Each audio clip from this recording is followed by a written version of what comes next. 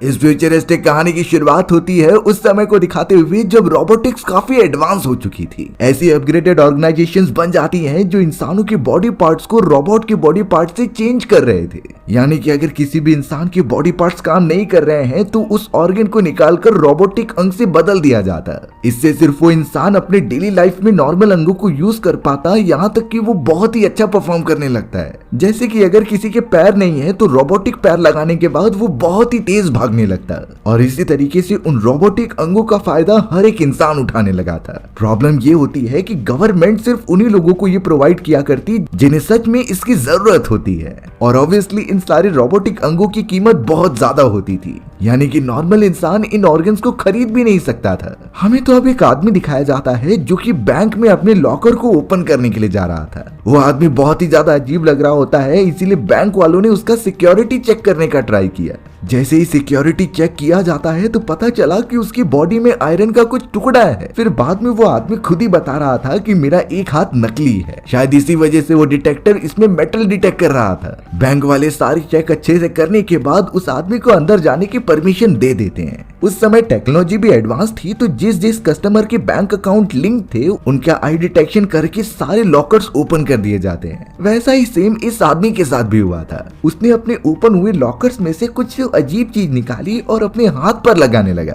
बाद में पता चलता है कि ये वही खतरनाक रोबोटिक हाथ हैं जो वो ऑर्गेनाइजेशन क्रिएट करती है। ये हाथ अपने आप में ही एक डिस्ट्रक्शन मशीन है जो सामने आने वाले दुश्मनों को बहुत बुरी तरीके से मार सकती थी। अब उस आदमी ने तुरंत ही हाथ को असेंबल किया और अपने बॉडी से कनेक्ट कर दिया।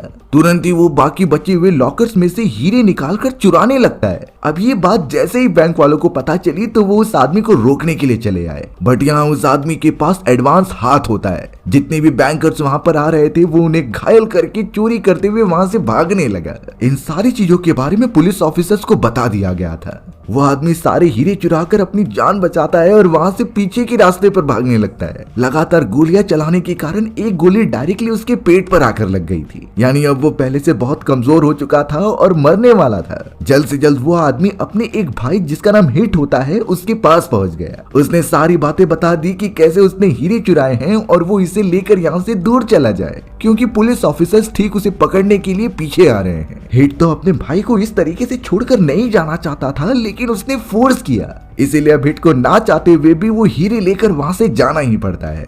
थोड़ी देर में पुलिस ऑफिसर्स वहां पर आकर उस आदमी को शूट कर देते हैं। वो आदमी वहीं पर अपना दम तोड़ देता है। जब बहुत सारे पुलिस ऑफिसर्स उस आदमी का आकर इन्वेस्टिगेशन करते हैं तो ये पता चला कि ये तो एक बहुत फेमस बॉक्सर था, यानी इस आदमी का बॉक्सिंग अरीना में काफी ज्यादा नाम हुआ करता होता है। लेकिन सबसे बड़ी प्रॉब्लम ये थी कि अब जितने भी बॉक्सर्स आ रहे थे उनके बॉडी में सिंथेटिक ऑर्गन्स होते हैं, यानी वही एडवांस रोबोटिक ऑर्गन्स, और उस टेक्नोलॉजी के साथ उन्हें हराना बहुत ही मुश्किल हो चुका था। पूरी ऑडियंस जो बॉक्सिंग देखा करती थी उन्हें इन सिंथेटिक रोबोट की फाइटिंग देखना काफी इंटरेस्टिंग लगने लगा और इसी वजह से इस आदमी ने अपनी पूरी रिकॉग्निशन खो दी थी। वो भी चाहता था कि उसके बॉडी में भी सिंथेटिक ऑर्गन्स लगे और वो अपने अपोनेंट्स को कड़ी टक्कर दे पाए। इसी वजह से इस आदमी ने अपना हाथ भी काटा था जिससे कि गवर्नमेंट तरस खाकर इसे synthetic organ they they, but government को इसकी सच्चाई पता चल गई थी। तो यही रीजन होता है कि गवर्नमेंट ने इस आदमी को एडवांस हाथ देने के बजाय एक नॉर्मल प्लास्टिक का हाथ दे दिया। कोई भी रोबोटिक ऑर्गन इंसानों की बॉडी से कनेक्ट करने के लिए उनके दिमाग में एक चिप फिट किया जाता था। ये चिप सीधा नर्वस सिस्टम से जुड़ जाता है जो उस ऑर्गन को पूरी तरीके से कंट्रोल करता था। इस आदमी ने तो वो चिप किसी दूसरे आदमी से चुरा ली होती है और अपने लिए यूज करने लगा था। हमें तो दूसरी तरफ अब मारिया नाम की एक एथलीट दिखाई जाती है जो अपनी मदर को इंस्पिरेशन मानती थी। उसकी मदर तो ओलंपिक्स में सबसे लॉन्गेस्ट जंप मारने वाली लेडी बन चुकी थी और बड़ी होकर मारिया यही सोचती थी कि वो अपने मदर जैसी बनेगी। उसने बहुत ज्यादा ट्रेनिंग की और दिन रात एक कर दिए। सिर्फ उसका एक ही सपना था कि ओलंपिक्स में गोल्ड मेडल लेकर आए। बट प्रॉब्लम ये थी कि मारिया की एक और बहन होती है और उसके पास सिंथेटिक ऑर्गन थे। मारिया की बहन का पैर बचपन में किसी तरीके से पैरालाइज हो गया था, इसीलिए उसे गवर्नमेंट ने एक सिंथेटिक पैर लगा कर दे दिया और अब मारिया की बहन को यही सिंथेटिक पैर काफी एडवांटेज दे रहा था लॉन्गेस्ट जंप लगाने में। सभी का ध्यान मारिया से हटकर मारिया की बहन पर आ जाता है, क्योंकि वो अपनी मदर के बाद सबसे लॉन्गेस्ट जंप मारने वाली दूसरी लेडी बन चुकी थी। जो रिकॉग्निशन मारिया को मिलनी चाहिए थी वो उसकी बहन को मिल रही होती है, सिर्फ और सिर्फ उस सिंथेटिक ऑर्गन की वजह से। मारिया को इससे बहुत बुरा लगता, क्योंकि ये एक तरीके से चीटिंग है। अगर उनके पास कोई भी सिंथेटिक ऑर्गन नहीं होंगे तो वो अपनी बहन को कभी हरा ही नहीं पाएगी। फिलहाल के लिए इन सारी बातों को मारिया अपने मन में दबा कर रखती है। हमें तो अब हिट दिखाया गया जो अपने भाई द्वारा दिए गए सारे डायमंड्स को बेचने चला आया होता है। दरअसल हिट को बहुत सारे मनी की जरूरत थी, क्योंकि वो अपनी एक ऑर्गेनाइजेशन बनाना चाहता था जहां पर एडवांस तरीके के रोबोटिक ऑर्गन्स क्रिएट किए जाएंगे। हिट तो वहां से सीधा ट्रेवल करते हुए एक आदमी के पास आता है जो मारिया का भाई था। उसका नाम रियो होता है। हिट ने तो वो सारे डायमंड्स रियो को बेचने का ट्राई किया। रियो उनकी कीमत $1 मिलियन बताता है, लेकिन हिट को यहाँ पर अपनी कंपनी स्टार्ट करने के लिए इससे दुगनी मनी चाहिए थी। अब वो बहुत ही ज्यादा सोच में पड़ गया कि वो इतने सारे पैसे कहां से लेकर आएगा। या तो उसे चोरी करनी पड़ेगी या फिर किसी का मर्डर करना पड़ेगा। यानी कि हिट को किसी भी तरीके से इलीगल काम करना ही होगा अपनी कंपनी स्टार्ट करने के लिए। उसका दिमाग घूमने लगता है, पर उसे एक डिसीजन तो लेना ही होगा। हिट तो अब यहाँ पर बहुत ही ज्यादा रिक्वेस्ट कर रहा था, इसीलिए रियो ने उसकी मदद करने की सोची। रियो तो अब यहाँ हिट को अपनी बहन मारिया के पास लेकर चला जाता है। हमें ये पता चला कि हिट उन लोगों की ज्यादा मदद किया करता था जो एकदम नॉर्मल हुआ करते थे, यानी कि वो सारे एथलीट और वो लोग जिनके बॉडी में बिल्कुल भी रोबोटिक पार्ट ऐड नहीं किए गए हैं। और ये बात उसे भी पता थी कि सारी पब्लिक उन्हें ही ज्यादा पसंद करती जिनके बॉडी में रोबोटिक पार्ट है, क्योंकि वो बाकियों से बहुत ज्यादा एफिशिएंट और पावरफुल हो चुके होते हैं। मारिया हिट को सारी बातें बताती है कि कैसे वो अपनी मदर की तरह एक लॉन्गेस्ट जंप मारने वाली एथलीट बनना चाहती थी, बट ये सपना उसकी बहन ने छीन लिया उन सारे रोबोटिक बॉडी पार्ट से। हिट भी यहाँ पर मारिया की कंडीशन समझ चुका था कि उसके लिए ये सब कितना मुश्किल होता होगा, और आगे चलकर एक समय ऐसा आ जाएगा जिन भी इंसानों के बॉडी में रोबोटिक ऑर्गन्स नहीं है उन्हें नौकरों की तरह ट्रीट करेंगे। इन सारी चीजों का एक सोल्यूशन तो निकालना ही होगा। मारिया तो बहुत ही ज्यादा टेंशन में अपने घर की तरफ जा रही होती है, तभी उसने एक एडवर्टाइजमेंट देखी। ये एडवर्टाइजमेंट तो एकदम नेक्स्ट लेवल होती है, जो और किसी की नहीं उसकी बहन की थी। वो कंपनी जो बड़े पैमाने पर रोबोटिक ऑर्गन्स बनाया करती थी, उसने तो मारिया की बहन को अपना ब्रांड एम्बेसडर बना दिया होता है, और ये सिर्फ इसी रीजन की वजह से क्योंकि वो इन्फ्लुएंसर बन चुकी थी। उससे इन्फ्लुएंस होकर और भी सारे लोग ये बॉडी पार्ट्स खरीदेंगे। इनडायरेक्टली कंपनी का इसमें फायदा है। अब जब मारिया अपने घर के अंदर इंटर करती है तो पता चला कि उसकी बहन एक बहुत ही बड़ी पार्टी ऑर्गेनाइज की थी। उस पार्टी के अंदर मारिया की बहन ने अपने सारे एथलीट दोस्तों को बुलाया था। सभी उस पार्टी के अंदर बहुत मजे कर रहे होते हैं सिवाय मारिया के। मारिया हमेशा से सोचती थी कि ये सारी चीजें उसकी हो सकती हैं। सिर्फ एक रोबोटिक पैर की वजह से उसका ये सपना चूर चूर हो गया। अब तो मारिया आउट ऑफ कंट्रोल होकर बहुत ज्यादा ड्रिंक करने लग जाती है और एकदम नशे में हो जाती है। और अब मारिया ने तो सभी के सामने सच बोल दिया था और उनकी बेइज्जती भी की, क्योंकि वहां पर जितने भी एथलीट थे उनके पास रोबोटिक ऑर्गन्स मौजूद होते हैं। यहाँ तक कि मारिया ने अपनी बहन को भी बुरा भला कहकर वहां से जाने लगी। लेकिन मारिया जब अपने बाइक पर होती है तो उसका एक्सीडेंट हो गया। उस एक्सीडेंट में उसे बहुत ज्यादा चोट लगी होती है। तुरंत ही मारिया को हॉस्पिटल में ट्रांसफर किया गया और उसके बॉडी चेकअप किए गए। थोड़े समय के बाद जब मारिया को होश आता है तो उसने ये नोटिस किया कि उसका पैर काट दिया गया है, यानी कि अब उसे अपनी जिंदगी एक ही पैर के साथ गुजारनी पड़ेगी। अच्छी बात तो ये होती है कि उस समय मेडिकल साइंस बहुत आगे निकल चुका था। उसका ट्रीटमेंट काफी अच्छी तरीके से होता है और वो रिकवर भी होने लगी थी। मारिया इस समय पर थोड़ा सा खुश भी होती है, क्योंकि उसे अब आर्टिफिशियल पैर लगाया जाएगा। ये वही पैर होता है जैसा उसकी बहन के पास है। मारिया के ठीक होने के बाद गवर्नमेंट उसे अपने फैसिलिटी के अंदर बुलाकर उसके दिमाग में चिप इंक्लूड करती है, और देखते ही देखते मारिया के कटे हुए पैर पर आर्टिफिशियल पैर लगा दिया गया था। मारिया को ट्रेनिंग दी जाने लगी कि कैसे वो अपने पैर को कंट्रोल कर पाएगी। पर उस मोमेंट पर सारे इन्वेस्टिगेटर्स हैरान थे, क्योंकि जहां किसी इंसान को आर्टिफिशियल चीजें कंट्रोल करने में टाइम लगता था, वहीं मारिया ने उसे एक दिन में ही सीख लिया होता है। और वो उस आर्टिफिशियल पैर की मदद से इतना तेज भाग रही थी कि उसने रिकॉर्ड ही तोड़ दिए। सारे लोगों का ध्यान अब उसकी बहन से हटकर वापस मारिया पर आ जाता है, यानी कि अब मारिया अपने वर्ल्ड रिकॉर्ड्स बना सकती है बिना किसी देरी के। आर्टिफिशियल पैर खरीदना और उसे लगाने का पूरा काम हिट ने किया होता है। हिट भी चाहता था कि मारिया के सपने पूरे हो जाएं। मारिया और हिट के बीच काफी अच्छा रिलेशन भी बन गया था और वो क्लोज भी आ चुके थे। बट हिट इस मोमेंट पर जाकर मारिया के सामने अपना प्लान रखता है। हिट ने अपने इंटेंशन साफ कर दिए कि मुझे अपनी कंपनी खोलनी है और बहुत सारे आर्टिफिशियल ऑर्गन्स को कंट्रोल करने वाली चिप खरीदने हैं। तो इसीलिए तुम्हें मेरी मदद करनी होगी कुछ चोरियां करने के लिए। अब यहाँ मारिया इन चीजों को मना नहीं कर सकती थी, इसीलिए वो तैयार हो जाती है। प्लान के अकॉर्डिंग हिट ने मारिया को बताया कि उन सभी को एक बड़े से ट्रक को गिराना है। इस ट्रक के अंदर कई मिलियन डॉलर्स थे जो कि बैंक में ट्रांसफर किए जा रहे होते हैं। इसीलिए बताए गए प्लान के अनुसार मारिया वहां पर पहुंच जाती है। उसने अपनी आइडेंटिटी ना शो करने के लिए मास्क पहन लिया था। जैसे ही वो ट्रक उसके साइड से गुजरता है तो मारिया ने अपने आर्टिफिशियल पैर की मदद से उसे मार दिया। अब उसमें इतनी ज्यादा ताकत होती है कि ट्रक उलट जाता है। उस ट्रक का बहुत बुरी तरीके से एक्सीडेंट हो गया था। ट्रक के अंदर मारिया ने गैसेस फैला दी होती हैं जिससे ट्रक ड्राइवर्स बाहर निकल रहे थे और थोड़ी देर के अंदर हिट के कई सारे साथी वहां पहुंच जाते हैं और उन्हें बुरी तरीके से मारने लगते हैं। ये सब इसीलिए ताकि पुलिस ऑफिसर्स को इन चीजों के पीछे कौन है इसके बारे में ना पता चल सके। लेकिन अब अचानक एक ऑफिसर ने मारिया का चेहरा देख लिया था, यानी मारिया की सच्चाई उसे पता चल चुकी होती है। इस मोमेंट पर हिट और उसके साथियों ने पुलिस ऑफिसर को जान से मार दिया, क्योंकि अगर इसे सच्चाई पता चल गई तो ये बाकियों को भी बता देगा। मारिया ने अपनी आंखों के सामने उस पुलिस ऑफिसर को मरता हुआ देखा, जिससे कि वो ऑब्वियसली शॉक हो जाती है। हिट तो बार बार मारिया को समझा रहा था कि ये हमारे जॉब का पार्ट है, अगर हम ऐसा नहीं करेंगे तो सब फंस जाएंगे। लेकिन अब मारिया को समझ में आ चुका था कि हिट एक बुरा आदमी है और वो अपने भाई रियो से भी कह रही थी कि तुम उसका साथ छोड़ दो, लेकिन रियो इस तरीके से हिट को अब नहीं छोड़ सकता था। उसने ज्वाइन किया है तो एंड तक उसका साथ देगा। अब अगले दिन कई सारे पुलिस ऑफिसर्स और डिटेक्टिव आ जाते हैं अपनी इन्वेस्टिगेशन करने के लिए। वहां पर उस मरे हुए ऑफिसर की बॉडी रिकवर की गई और एक घायल पुलिस ऑफिसर से पूछताछ करने लगे। वहां पर ब्रायन नाम का एक सीनियर डिटेक्टिव था जो ये केस को हैंडल कर रहा होता है। अब वो घायल ऑफिसर पूछने पर ये बता रहा था कि उन सभी में से एक ऐसी लेडी थी जिसके पैर रोबोटिक ऑर्गन से बने थे और इसी की वजह से उसने हमारे ट्रक को नीचे गिराया। ब्रायन तो अब और ज्यादा डिटेल में पूछने लगा था उस ऑफिसर से। वो ऑफिसर एक और इन्फॉर्मेशन दे रहा था कि उस लेडी का कलर ब्लैक होता है। अब इन्वेस्टिगेशन करके निकाले गए इन्फॉर्मेशन को वो कंबाइन कर रहा था तो ब्रायन को सीधा मारिया के ऊपर ही शक होता है, क्योंकि ये सारी चीजें मारिया से मेल खा रही थी। बट उसे नहीं समझता कि मारिया तो एक एथलीट है, आखिरकार वो ये बुरे काम क्यों करेगी। साथ ही साथ हमें ये भी पता चल रहा था कि ब्रायन हिट के मरे हुए भाई के भी केस पर काम कर रहा है। उनकी टीम को हिट के भाई के दिमाग से वही चिप मिली थी जिससे ऑर्गन्स को कंट्रोल किया जाता है। लेकिन बात ये होती है कि हिट के भाई को कोई भी गवर्नमेंट अथॉरिटीज ने अप्रूव नहीं दिया था कि वो ऑर्गन्स यूज कर सकता है, यानी ये इलीगल किया गया था। ब्रायन को ये शक हो जाता है कि कोई एक ऐसा ग्रुप है जो बहुत सारी इलीगल तरीके से ऑर्गन्स बना रहा है और चिप को डिस्ट्रीब्यूट कर रहा है, यानी ये लोग अपने हिसाब से बॉडी ऑर्गन्स इंक्लूड करते थे।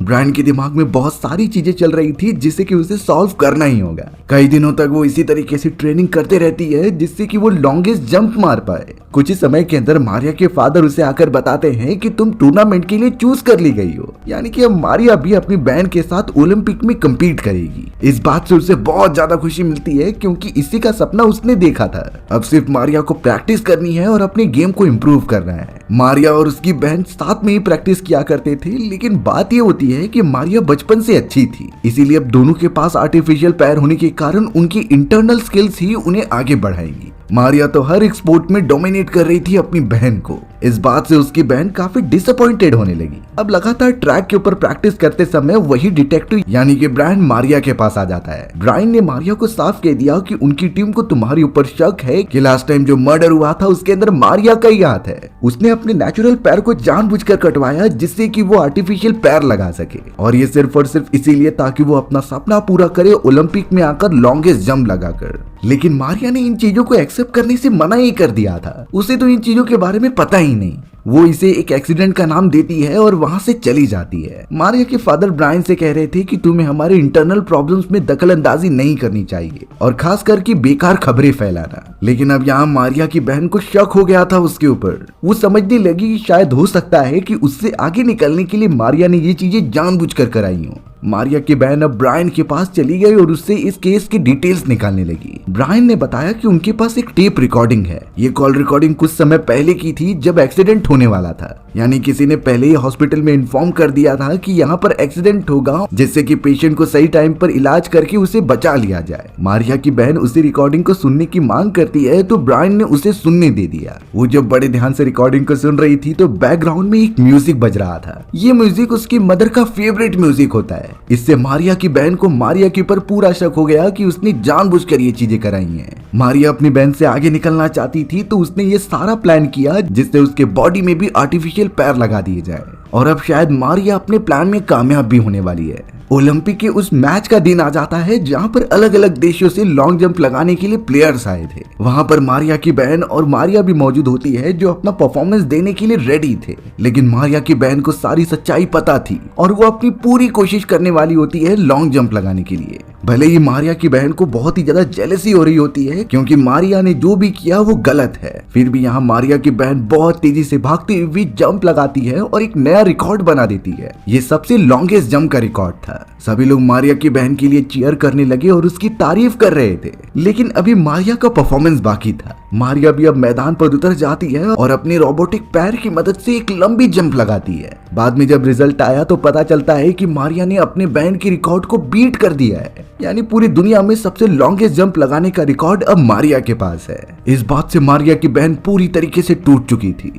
उसे ऐसा लगता है कि उसकी बहन शुरुआत से ही नहीं चाहती थी कि वो एक वर्ल्ड चैंपियन बने। मारिया को अपनी बहन को आगे बढ़ते हुए देखने में बिल्कुल अच्छा नहीं लग रहा था, लेकिन अब मारिया की बहन इतना गुस्सा होकर एक और जंप लगाने का डिसाइड करती है। इस बार वो थोड़ा सा पैनिक थी, इसीलिए उसके दिमाग में लगाए गए चिप का लेवल धीरे धीरे घटता जाता है। ये सिचुएशन सिर्फ और सिर्फ बहुत ज्यादा प्रेशर लेने की वजह से होता था। डॉक्टर्स और कई सारे एक्सपर्ट मारिया की बहन को राय देते हैं कि तुम्हें अभी ये जंप नहीं लगाना चाहिए, लेकिन मारिया की बहन जिद पर अड़ चुकी थी। उसके चिप का लेवल लगातार नीचे चलता जा रहा था क्योंकि उसके दिमाग का प्रेशर बढ़ रहा होता है और अगर चिप का लेवल 0% हो गया तो वो चिप उसके अंदर ही ब्लास्ट हो जाएगा। इसमें मारिया की बहन के जान जाने के भी खतरे हो सकते हैं, पर मारिया की बहन किसी की नहीं सुन रही थी। वो सीधा जंप लगाने के लिए चली गई और इस बार वो अपनी पूरे पावर को यूज करती है, बट बीच रास्ते में ही अचानक मारिया की बहन का वो चिप एकदम से आउट ऑफ कंट्रोल हो गया और वो 0% पर आ जाता है। मारिया की बहन वहीं बेहोश होकर गिर पड़ी थी। अच्छी बात तो ये हो गई कि वहां पर बेस्ट मेडिकल इक्विपमेंट्स मौजूद थे।